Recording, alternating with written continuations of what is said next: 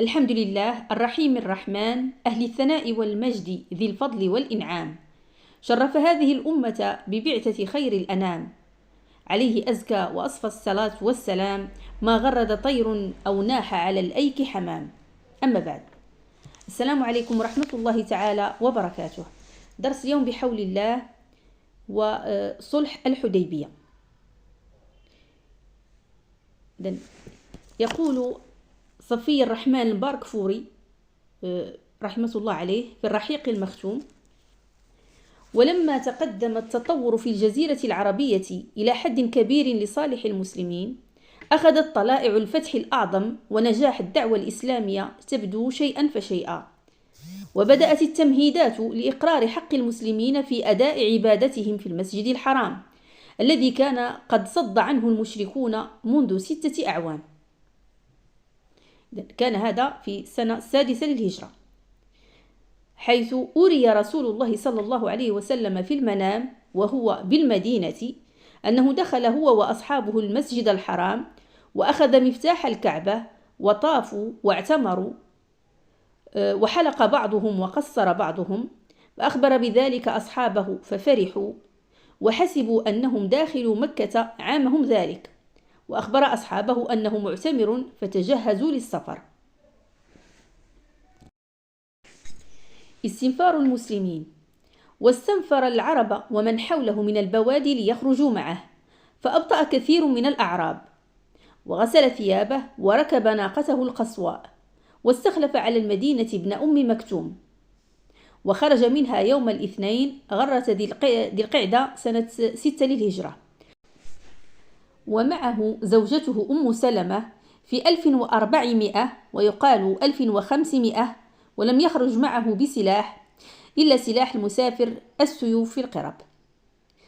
المسلمون يتحركون إلى مكة، وتحرك في اتجاه مكة، فلما كان بذي الحليفة قلد الهدي وأشعره وأحرم بالعمرة ليأمن الناس من حربه، وبعث بين يديه عينا له من خزاعة يخبره عن قريش، حتى إذا كان قريبا من عسفان أتاه عينه فقال: إني تركت كعب بن لؤي قد جمعوا لك الأحابيش، وجمعوا لك جموعا وهم مقاتلوك وصادوك عن البيت.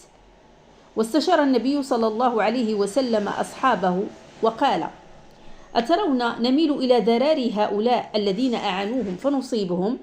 فإن قعدوا موتورين محزونين، وإن نجوا يكن عنق قطعها الله، أم تريدون أن نؤم هذا البيت فمن صدنا عنه قاتلناه؟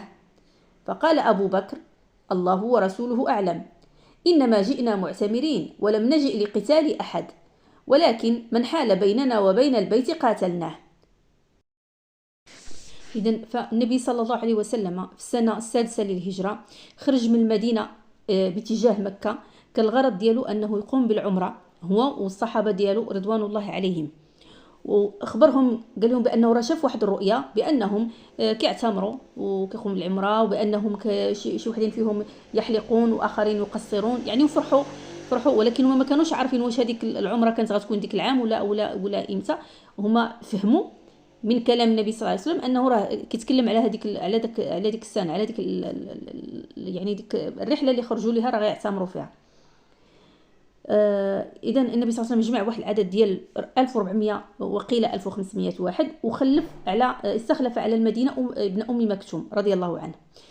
سبحان الله، كنلاحظوا من هنا أن النبي صلى الله عليه وسلم كان يعني عنده حرص وعنده يعني كان يقظا صلى الله عليه وسلم، وهذا من صفات القائد، أنه ماشي يعني ماشي خارج وهذا، وإنما ضروري أنه يرد البال ويأمر من يخلفه في المدينة، طبعا لأنه ما غاديش يخلي المدينة هكذاك، ضروري يخلي شي واحد اللي يرد البال.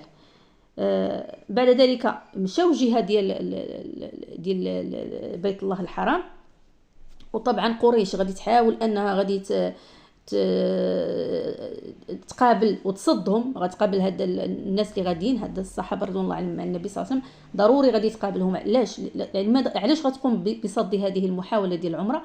لان قريش غتخاف ان العرب تبدا تخاف ان العرب تبقى تعايرها، تقول لها مثلا بان راه محمد هو والصحابه ديالو جاوا وغادي يدخلوا عنوه الى مكه وغادي يقوموا بالعمره، يعني راه غلبوكم، يعني راه ما قدرتوش عليهم. ف اذا قريش هي كانت بين نارين، ما بغاتش ان النبي صلى الله عليه وسلم يدخل يعتمر هو والصحابه ديالو، وفي نفس الوقت ما قدرش على الحرب معاه. فكان يعني وقعت في واحد الورطه، يعني كتشوف كيفاش غدير تحل هذا المشكل. ما يمكنش ليها تخلي النبي صلى الله عليه وسلم يدخل العمره وفي نفس الوقت ما تقدرش على القتال ديالو، ويعني لان كانوا يعني اجهدتهم الحرب فيما بينهم، فما مستعدينش للحرب، وفي نفس الوقت ما مستعدينش يخليوا النبي صلى الله عليه وسلم يدخل المكه للعمره. وكانوا صيفطوا، كان خالد بن الوليد جا كيحاول انه يصد النبي صلى الله عليه وسلم. اذا في هذا الوقت هذا كانوا واحد المحاولات ديال الاتفاق او ما بين النبي صلى الله عليه وسلم وما بين قريش، وكان تبادل ديال الرسل بيناتهم. اذا اول واحد جاء عنده بديل بن ورقاء الخزاعي، جاء عند النبي صلى الله عليه وسلم، جاء في نفر من خزاعه وجاء تكلم مع النبي صلى الله عليه وسلم وهذا، وقال ليه دوا مع النبي صلى الله عليه وسلم، قال لي راه هادو راه جامعين لك يا رسول الله. قال ليه يا محمد راهما جامعين لك وهم مقاتلوك وصادوك عن البيت، قال له راه ما غاديش يخليوك تدخل. فالنبي صلى الله عليه وسلم اجابه بقوله إنا لم نجئ لقتال احد، قال لي انا الغرض ديالي ماشي القتال وما باغي نقاتل حتى شي واحد، ولكن جئنا معتمرين. قال لي الا خلونا نقوموا بالعمره ديالنا فبها ونعمت، يعني حنا ما غنحاربوهم، ما غادي حتى شي حاجه، ولكن راه الا ما خلوناش اقسم له النبي صلى الله عليه وسلم انه غادي يحاربهم، الا بغوا الحرب غيحاربهم النبي صلى الله عليه وسلم. اذا النبي صلى الله عليه وسلم قال له إنا لم نجئ لقتال احد ولكن جئنا معتمرين، وإن قريشا قد نهكتهم الحرب وأضرت بهم، فإن شاءوا مادتهم ويخلوا بيني وبين الناس، وإن شاءوا أن يدخلوا فيما دخل فيه الناس فعلوا، وإلا فقد جموا، وإن أبوا إلا القتال فهو الذي نفسي بيده لأقاتلنهم على أمري هذا حتى تنفرد سالفتي أو لينفدن الله أمره. النبي صلى الله عليه وسلم قال له أنا ما جيش للقتال، ما جيش الحرب، إلا خلاو بيني وبين العمرة مزيان، ما بغاوش وأبوا إلا القتال، راه والله غادي نقاتلهم. إذا فبديل مشى لعندهم باش يوصل لهم الكلام ديال النبي صلى الله عليه وسلم، قال لهم راه سيد راه ما باغيش الحرب، راه غير خليه يدير العمرة ديالو ويخرج بحالاته. رفضوا ذلك طبعا، رفضوا حتى لا تعيرهم العرب بذلك، وغادي يصيفطوا واحد سميتو مكرز بن حفص. منين صيفطوا هذا غير شافوا النبي صلى الله عليه وسلم هو يقول للصحابه ديالو، قال لهم هذا رجل غادر على مكرز بن حفص. اذا فلما رآه رسول الله صلى الله عليه وسلم قال هذا رجل غادر، فلما جاء وتكلم قال له مثل ما قال لبديل واصحابه. اذا جاء تكلم مع النبي صلى الله عليه وسلم، النبي صلى الله عليه وسلم يعني قال له نفس الكلام، قال لي انا راه ما جيش الحرب بغيت العمره. هنا عندنا وقفه. سبحان الله، النبي صلى الله عليه وسلم يعني كان عنده علاقات مع الناس، وكان يعرف الرجال ويعرف يعني طبائعهم.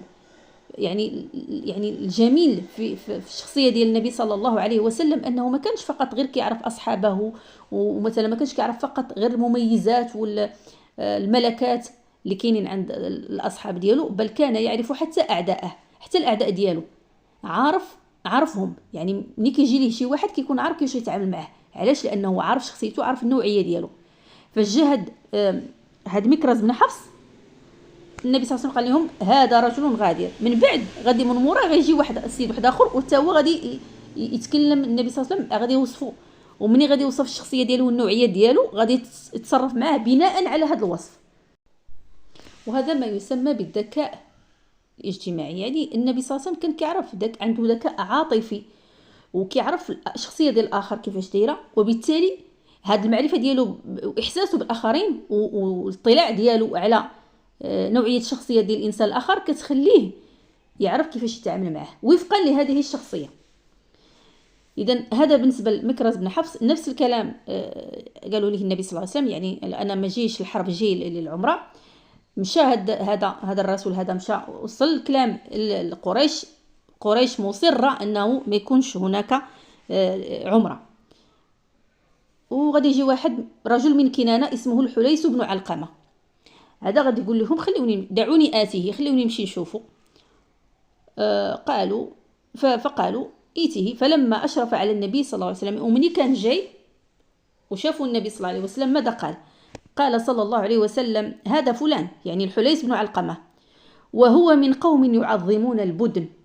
قال لهم هذا السيد هذا راه من واحد القوم يعني كيعظموا البدن، دوك يعني داك الإبل اللي كيتنحروا لله عز وجل، اللي كيتنحروا قربانا لله عز وجل، هذا من القوم اللي كيعظموا هذا النسك هذا. فبعثوها، قال لهم غتجيبوا لي البدن هذوك الناقات وكذا، جيبوهم حطوهم صدفوهم. فبعثوها له واستقبله القوم يلبون، والنبي صلى الله عليه وسلم قال لهم غادي ديروا التلبيه. هو فاش تم جاي كيشوف الصحابه مستفين حداهم مقادين مصفين البدن قدامهم باغيين ينحروها لله عز وجل، وكيديروا في التلبيه لبيك اللهم لبيك. اذا واحد هما كيديروا التلبيه حداه وكيشوف هذاك البدن، يعني فشعر بواحد النوع ديال الرهبه، شعر بواحد النوع ديال التعظيم، لانه هذا الشيء بالنسبه لي شي حاجه عظيمه جدا. هو من الناس او من القوم اللي كانوا كيعظموا هذا. فالنبي صلى الله عليه وسلم قلنا المعرفه ديالو بالاخرين ومعرفه ديالو بالشخصيه ديال هذا الانسان خلاته يعرف كيفاش يتعامل معاه. مني شاف بحال هكذاك هذا اللي كان جاي رسولا من قريش، سبحان الله، بعد لحظات غادي يولي متعاطف مع النبي صلى الله عليه وسلم ومع المسلمين. فاش شافهم بحال هكذا وشاف الناس يلبون، الصحابه رضوان الله عليهم يلبون وقد حاطين حداهم البدن، قال سبحان الله ما ينبغي لهؤلاء ان يصدوا عن البيت. قال ما يمكنش هاد الناس هادو نرجعوهم، هاد الناس هادو كيعبدوا الله وحنا نردوهم، ما يمكنش. فرجع الى اصحابه فقال: رايت البدن قد قلدت واشعرت وما ارى ان يصدوا. قال لهم ما يمكنش هادو الناس هادو نردوهم. الاخرين قالوا لي لا ما يمكنش يدخلوا، ويقول لهم عرفتي الا مشيتوا تمنعتوهم غادي نحاربوكم معاهم. اذا فهذاك الانسان هذاك السيد اللي كان مع قريش غادي ينقلب، غيولي ضده، غيولي مع المسلمين بحسن تصرف النبي صلى الله عليه وسلم. يعني وهذه كيعطينا يعني اشاره ان الانسان من الحكمه انه يكون عنده ذكاء عاطفي ويعرف كيفاش يتعامل مع الناس، وكيفاش يتعامل مع الناس هذه غيكتسبها من الا كان كيعرف كيفاش يصنف يعني الشخصيات ديال الاخرين. اذا فالنبي صلى الله عليه وسلم وصف مكرز بن حفص بانه رجل غادر، وصف هاد الحليس بن علقمه بانه رجل يعظم البدن، وتصرف بناء على هذا الوصف. وفعلا الطريقه اللي دار النبي صلى الله عليه وسلم اتت اكلها وخلات هذا السيد ينقلب من ناصر القريش الى ناصر للمسلمين. من بعد منه غادي يجي عروه بن مسعود الثقفي، هذا رسول احد اخر، غادي يتكلم مع قريش، قال لهم ان هذا قد عرض عليكم خطه رشد فاقبلوها. قال لهم شي صراحه نجيكم الصراحه، راه هذا السيد هذا ما قال الا المعقول، جاء باغي فقط يدير عمره، خليه يدير العمره ديالو ويمشي بحاله. وقال لهم خلوني نمشي عنده نشوفه، وانا غادي نجس لكم النبض ديالو، غنشوف واش فعلا باغي يحارب ولا باغي العمره. فكانت عنده واحد الخطه، هو جاي باغي يستفز النبي صلى الله عليه وسلم. جاي وتكلم مع النبي وقال لي: يا محمد، اي محمد، ارايت لو استأصلت قومك؟ قال لي واش في راسك راه الا بقيتي غادي بالطريقه وغتحارب مع القوم ديالك، انت شحال من معركه درتي معاهم، راه غتستأصلهم، راه غادي يموتوا ما يبقى حتى واحد. قال لي: هل سمعت باحد من العرب اجتاح اهله قبلك؟ واش عمرك شتي شي واحد في العرب قتل عائلته وفاميلته ما خلى حتى واحد؟ كيفاش غدير هذه نتايا؟ يعني فكر دابا هو واش كيدير، كيحاول انه يثني النبي صلى الله عليه وسلم عن مسيرته وعما هو فيه. إذن قال ليه: أي محمد، أرأيت لو استأصلت قومك؟ هل سمعت بأحد من العرب اجتاح أهله قبلك؟ راه إلا بقيتي غادي في الطريق راه غتقتل عائلتك كامله، راه الفاميلا يعني الاهل ديالك القوم ديالك كلهم ستفنيهم عن بكره ادبيهم، راه ما يبقى حتى واحد.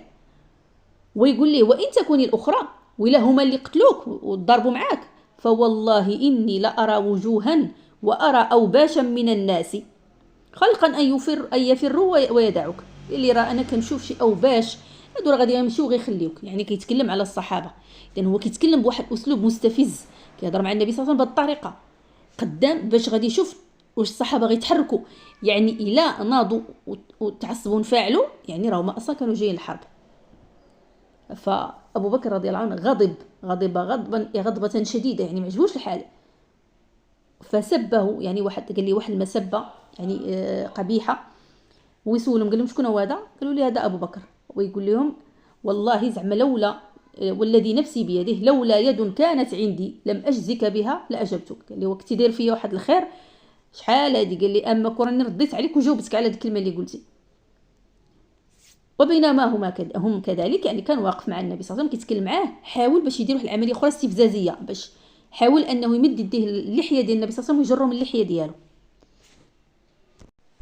والنبي كان حدا راسو واحد الصحابي سميتو المغيرة بن شعبة. هذا الصحابي هذا كان لابس الدرع ديالو كان كله لابس الحديد، وما كيبان منه الا عينيه، كله مغطي بالحديد. هذا المغيرة بن شعبة رضي الله عنه، هذا الصحابي اش كيجيه عروة بن مسعود الثقفي، هذا اللي كيتكلم مع النبي صلى الله عليه وسلم واللي كيحاول يستفز المسلمين، كيجي عمو. طبعا هذاك عروة ما عرفوش لان الصحابي المغيرة بن شعبة كان لبس الحديد، فما ما بانش ليه، ما عرفوش. يعني فاش شافوا ماشي ما بانش ليه، هو بان ليه ولكن كيبانوا غير عينيه، يعني ما عرفوش. كيتكلم مع النبي صلى الله عليه وسلم مد يديه باش يجر اللحيه ديال النبي صلى الله عليه وسلم. فهذاك المغيرة رضي الله عنه، المغيرة بن شعبة، كان عنده السيف وكاين في الغيم ديالو قلبوا وضربوا على يديه من المؤخره ديال السيف وضربوا.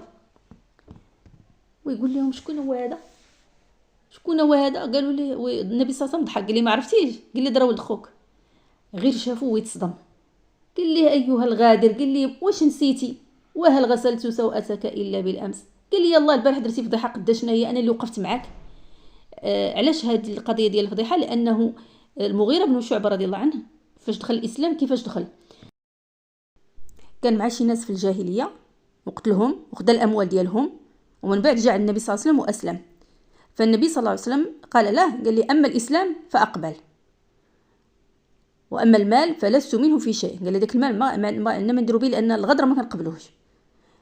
اذا هو ديك الساعات كان مطالب ضروري انه يعطي الديه، وشكون اللي خلصها عليه؟ هذا عمو هذا.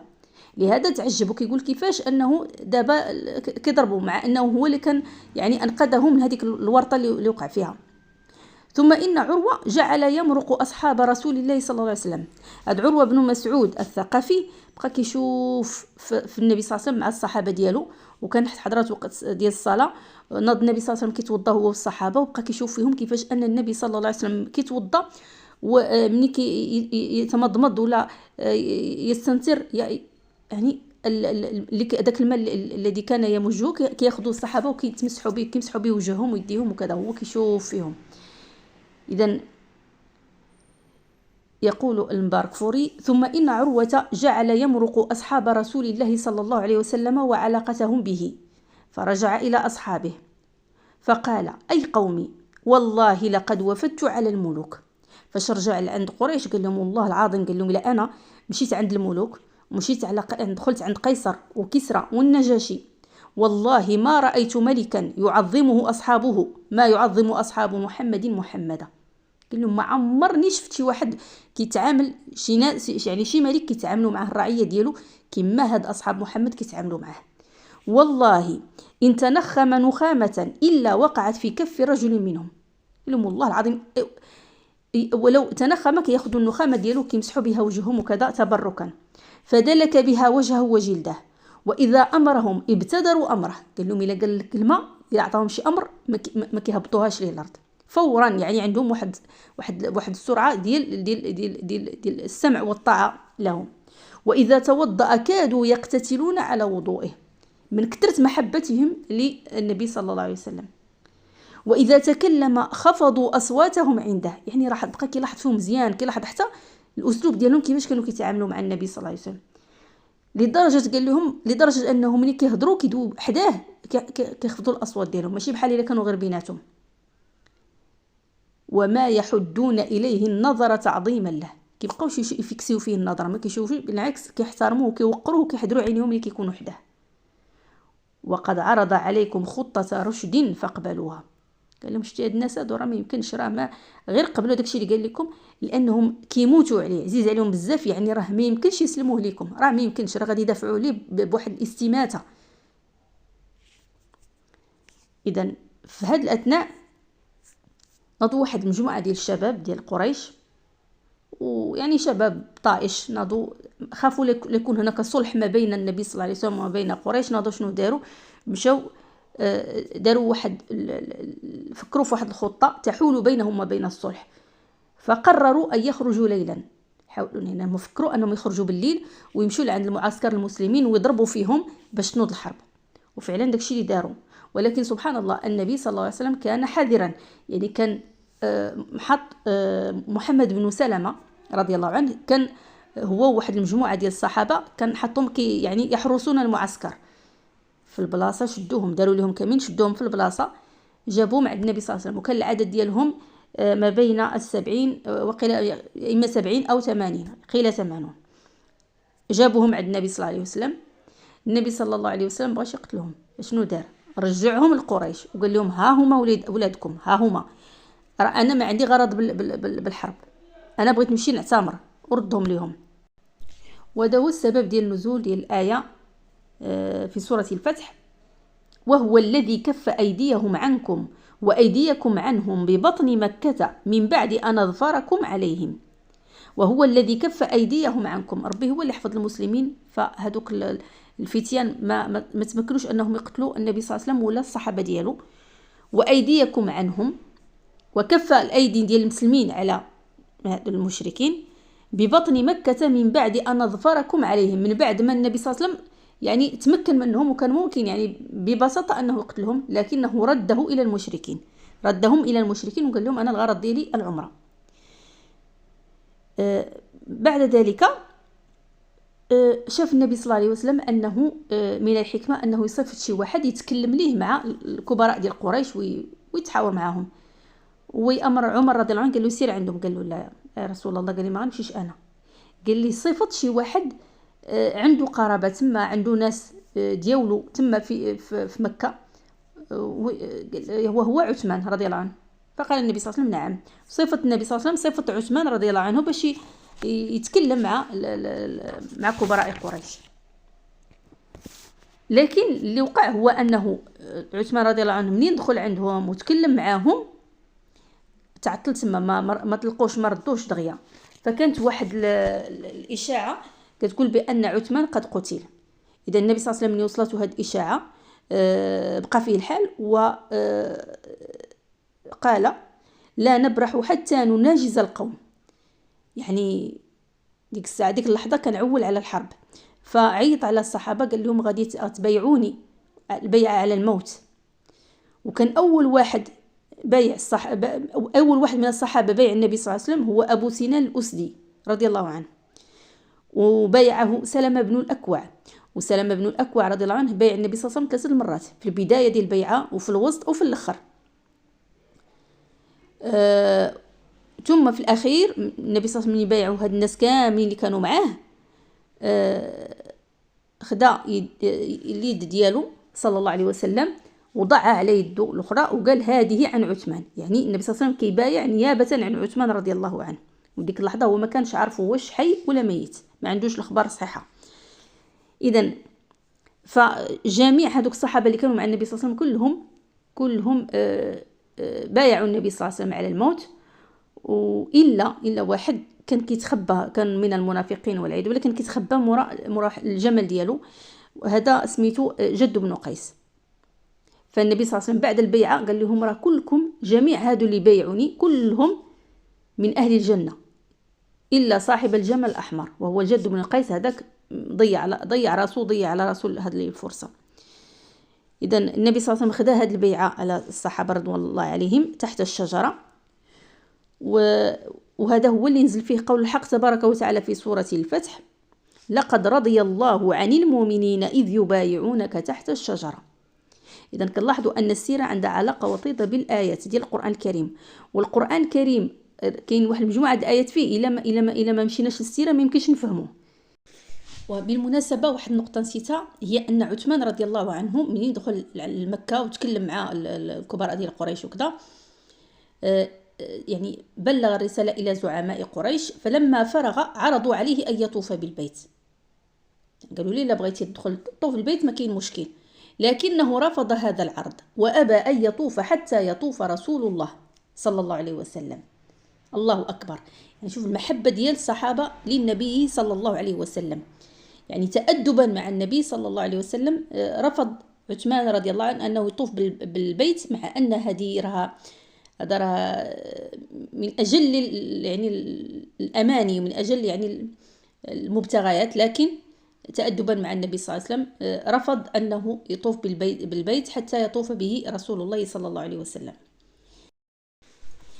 إذن قلنا بعد ما جاءوا هذا الرسل لعند النبي صلى الله عليه وسلم وأرسل عثمان وقام بالبيعة ديال الرضوان مع الصحابة، عرفت قريش حراجة الموقف فأسرعت إلى بعث سهيل بن عمرو لعقد الصلح، وأكدت له أن لا يكون في الصلح إلا أن يرجع عنا عامه هذا.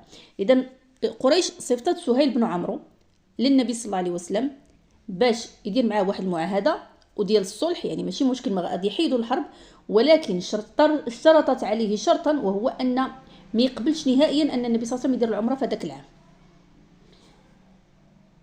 لا تتحدث العرب عنا أنه دخلها علينا عنوة أبدا. إذن هذا هو اللي كانوا كيخافوا منه، أن العرب وأن الناس يتكلموا بأن النبي صلى الله عليه وسلم هو الأصحاب ديالو، أو بأن محمدا وأصحابه قد دخلوا إلى مكة عنوة عن قريش.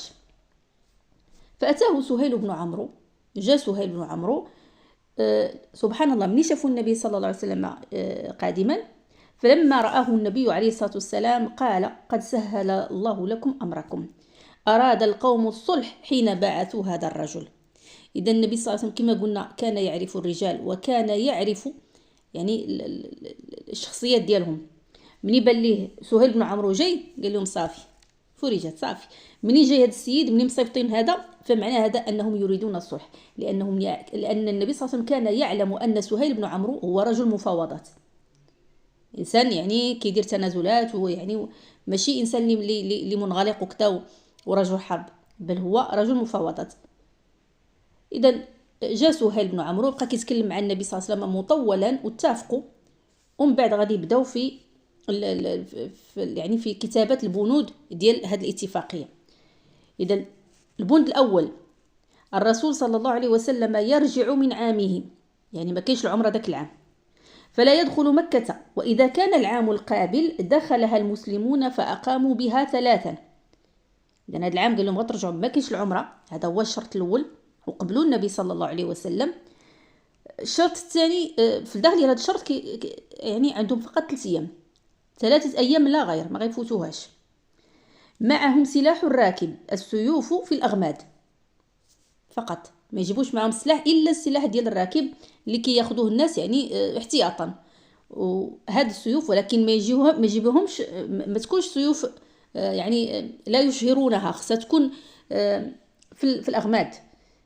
علاش؟ باش ما يبينوش حتى لا ترى مثلا لا يرى الناس في الجزيرة العربية أن أصحاب محمد يعني قد دخلوا يعني بواحد السلطة على قريش، فلا بد أن هذوك السيوف يكونوا في الأغماد.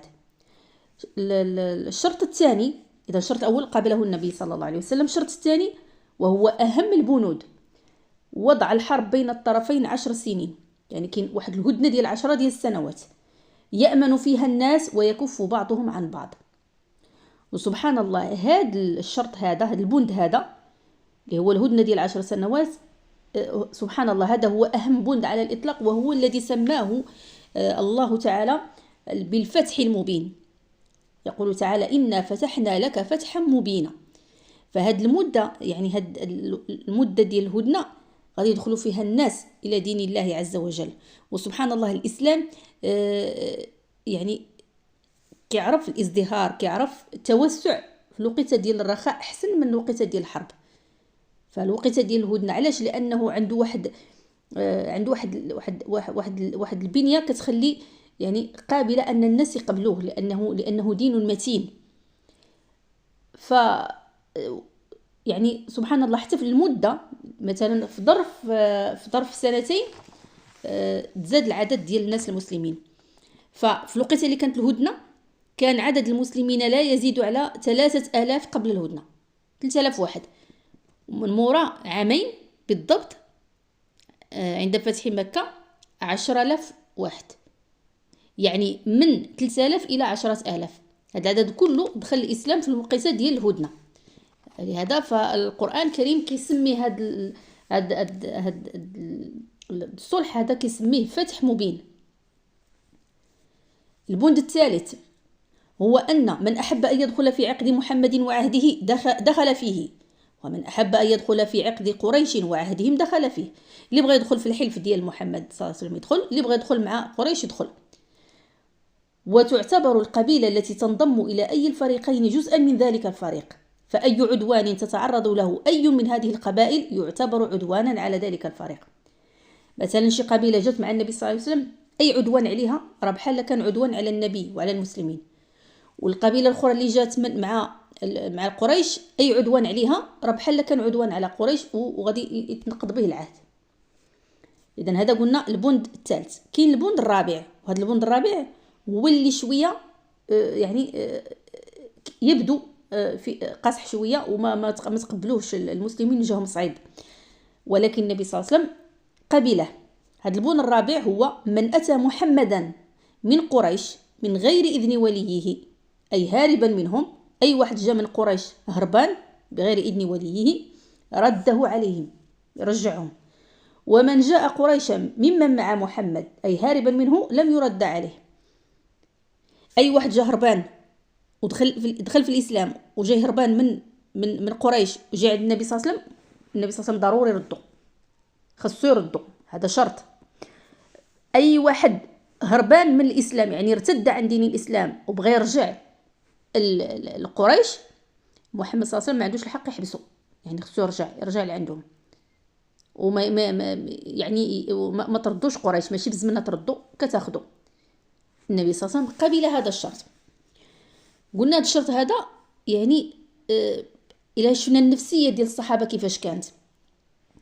اولا هما تمنعوا من العمره، والعمره تاجلت الى قابل حتى العام الاخر، وحتى كاع من كانت راه عندها غير 3 ايام، ومازال ممنوع يعني ممنوع السلاح الا يعني بزاف ديال الشروط كلها كيحسوا بالحيف، كيحسوا بحال واحد النوع ديال الظلم، واحد النوع ديال التضييق. وخلاص هذا البند هذا كاع صافي، يعني يحسوا بواحد النوع بحال اللي قلتي واحد النوع ديال الحقره، ما كيفاش. فعمر رضي الله عنه ما تقبلش، وقال النبي صلى الله عليه وسلم: يا رسول الله ألسنا على الحق؟ قال بلى.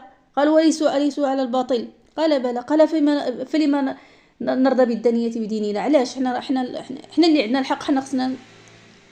قال لي النبي صلى الله عليه وسلم، قال لي ربي معايا ما غيضيعنيش. عمر رضي الله عنه ما صبرش، مشى عند ابو بكر قال لي: يا ابا بكر واش شفتي شنو طاري وهذا وهذا؟ ويقول ليه ابو بكر رضي الله عنه، قال ليه: ذاك رسول الله فالزم غرزه. فسبحان الله، ابو بكر يعني اكثر واحد مؤمن في هذه الامه، يعني سبحان الله الايمان ديالو يعني سبحان الله واحد درجه عاليه. فرد فورا على عمر رضي الله عنه، قال: ذاك رسول الله فالزم غرزه. صلع نبي، راه النبي هذاك، داكشي اللي قال النبي صلى الله عليه وسلم صافي نمشيو موراه، ما غاديش نتناقشوا معاه. باقي هما تيكتبوا، بداو تيكتبوا بعدا. شكون اللي غيكتب هذيك الوثيقه؟ غادي يكتبها علي رضي الله عنه. اذن يقول المبارك فوري: ثم دعا عليا ليكتب الكتاب فأملى عليه بسم الله الرحمن الرحيم. إذن النبي صلى الله عليه وسلم عيط على علي رضي الله عنه وملى عليه بسم الله الرحمن الرحيم ويكتبها.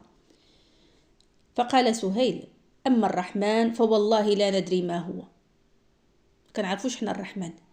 قال لي: غادي تكتب باسمك اللهم، تكتبش لي بسم الله الرحمن الرحيم، حنا ما تنعرفوش شكون هو الرحمن، غتكتب باسمك اللهم.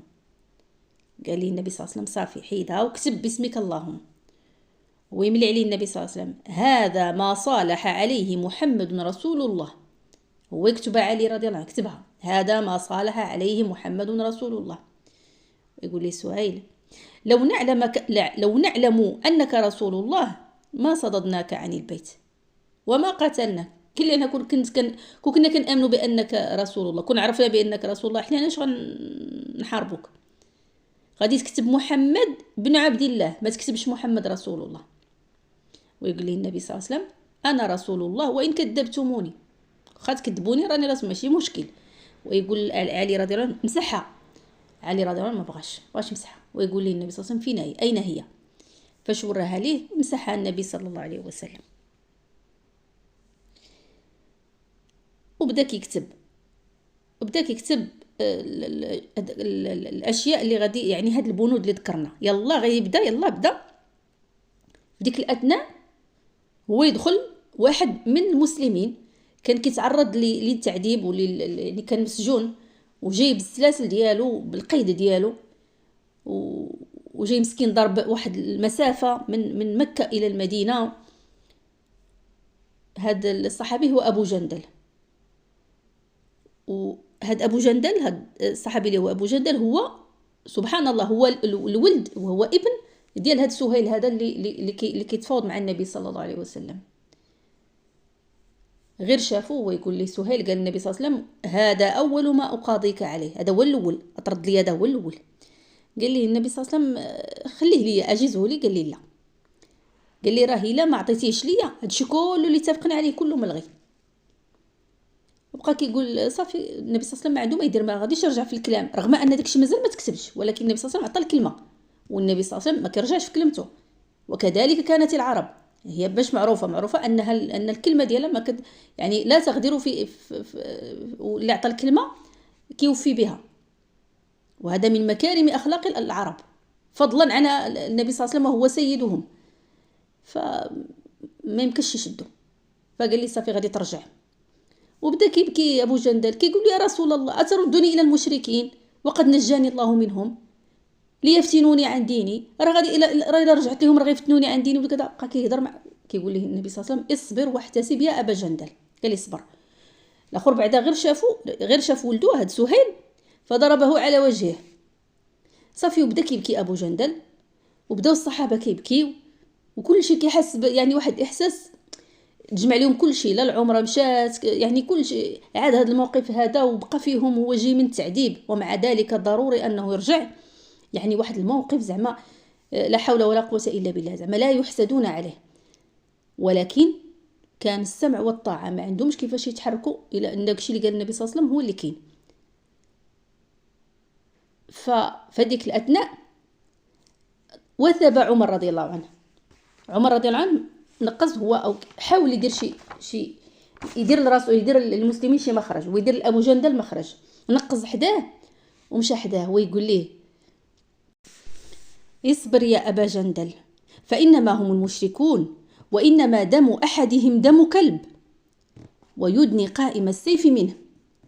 كيقول لي صبر، وراه هذوك غير مشركين، راه الدم ديالهم بحال دم ديال الكلب، وكيقرب ليه السيف علاش؟ باش يهزو يضرب باه. يقول عمر رجوت أن يأخذ السيف فيضرب أباه، فظن الرجل بأبيه ونفذت القضية. ولكن أبو جندل ما قدرش، هو فهم الميساج ولكن ما قدرش يهز ويضرب باه وصبر. صافي وغادي يرجع لمكة، بقى مسجون عند باه. إذن في هذه الأثناء هذه والنفسية يعني والناس منفعلين وحزينين ومتأثرين، النبي صلى الله عليه وسلم كان فرغ من قضية الكتاب ويقول للصحابة قوموا فانحروا، فوالله ما قام منهم أحد حتى قال 3 مرات. النبي صلى الله عليه وسلم 3 مرات ويقول لهم نوضوا قوموا فانحروا، حتى واحد ما ناض. فالنبي صلى الله عليه وسلم يعني دخل عليهم، ودخل على أم سلمة رضي الله عنها الزوجة ديالو، دخل هو حزين ومكفهر الوجه، يعني ما تقول ليه مالك شنو كاين؟ قال لها راه خفت عليهم، راني قلت ليهم باش ينوضوا وينحروا وحتى شي واحد ما ناض، وخفت ينزل عليهم العذاب ديال الله. قالت لي يا رسول الله الا بغيتيهم ينحروا عرفتي شنو دير؟ خذ انت الهدي ديالك ونحر، بدا انت الاول وحلق داكشي اللي غادي دير انت هكذاك، غادي يعرفوا بان المساله مفروغ منها ما فيهاش مازال النقاش. ويقول لها فعلا عندك الصح، يعني نعم الراي. بدا النبي صلى الله عليه وسلم خدا جمل كان لأبي جهل، شدو ولا ديالو ونحرو. وصافي ناضوا ديك الساعه الصحابه صافي حتى هما يا كينحروا وناضوا كيقصروا، وشي وحدين فيهم كيقصروا، شي وحدين فيهم كيحلقوا، يعني والنفسيه ديالهم كانت يعني متاثره للغايه. بالنسبه للمهاجرات، اذا قلنا بالنسبه للمهاجرين كان اللي جا عند النبي صلى الله عليه وسلم خصو يردوا، ولكن سبحان الله من الطاف الله عز وجل انه المهاجرات الا جاو ما كانش كيرجعوا من النبي صلى الله عليه وسلم، لان جاو واحد النسوه مؤمنات جايين هربانين من مكه، وهما يجيو الاولياء ديالهم قالوا النبي صلى الله عليه وسلم غترجعهم لينا، قال لهم لا ما غاديش نرجعهم لكم. قال لهم لان الكلمه شنو مكتوب في البند، شنو مكتوب في الوثيقه اللي عندهم، وعلى انه لا ياتيك منا رجل وان كان على دينك الا رددته علينا. هادشي اللي قلتوا لي، قال لهم النبي صلى الله عليه وسلم هادشي اللي قلتوا وعلى انه لا ياتيك منا رجل ماشي امرؤ داخله فيها امرأة وراجل مثلا، ولكن رجل ما فيهاش النساء، وإن كان على دينك إلا رددته علينا. فلم تدخل النساء في العقد رأسا، أصلا ما كاينش مكان. مني قال رجل إذا الشرط فيه رجل. فالنبي صلى الله عليه وسلم كان إلى جاء عنده النساء مسلمات مؤمنات كيمتحنهم كما أمر الله سبحانه وتعالى، وإلا قبلوا دوك الشروط راه كيخليهم عنده في المدينة وما رد حتى شي وحده. يقول الله عز وجل يا أيها الذين آمنوا إذا جاءكم المؤمنات مهاجرات فامتحنوهن. عمر رضي الله عنه شاهد النبي صلى الله عليه وسلم قال يا رسول الله أوليس كنت تحدثنا أن سنأتي البيت فنطوف به؟ ياك قلتي لنا راه شفتي رؤيا بأننا غنمشيو للعمرة وبأننا كنطوفوا بالعمرة كنطوفوا بالبيت وكذا. ويقول لي النبي صلى الله عليه وسلم بلى أفأخبرتك أننا ناتيه هذا العام؟ قال من راه قلت لكم راه غادي نمشيو للعمرة، كاين واش انايا قلت لكم راه هذا العام؟ قال لي لا. قال فإنك آتيه ومطوف به، راه غادي تمشي وغادير العمرة ولكن ماشي هذا العام. إذا بعد ذلك من مورا هذا الصلح هذا رجع رسول الله صلى الله عليه وسلم إلى المدينة واطمأن بها، رجع من ديك الحديبية وارتاح في المدينة. واحد المرة في واحد النهار هو يجي عنده واحد رجل من المسلمين انفلت من القيد ومن التعذيب اللي كان في مكة. وهذا الرجل هذا سميته أبو بصير رضي الله عنه، وهو رجل من ثقيف حليف لقريش، جاي كيجري عند النبي صلى الله عليه وسلم، وجايين تابعين جوج بالسيف.